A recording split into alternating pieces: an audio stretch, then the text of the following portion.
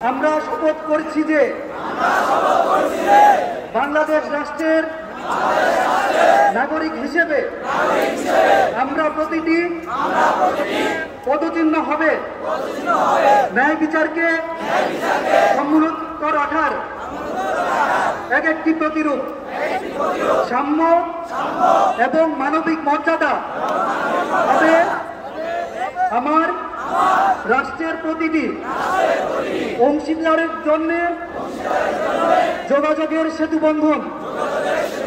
আমার কাছে জনগণের সার্বভৌম ক্ষমতার যথাযথ বাস্তবায়নই হবে ব্যক্তিগত স্বার্থকে সমুন্নত রাখার একমাত্র রক্ষা কবচ।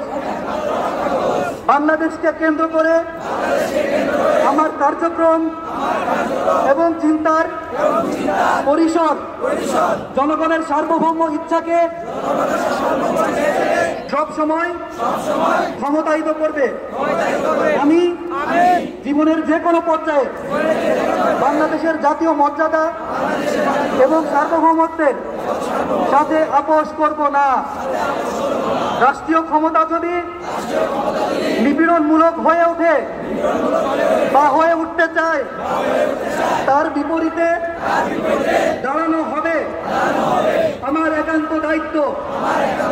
আমি সাক্ষ্য দিচ্ছি যে সকল ধরনের বিভাজনের পথ রুদ্ধ করে বাংলাদেশ হবে সকল মানুষের মানবিক মর্যাদা নিশ্চিতকরণের একটি উর্বর ভূমি।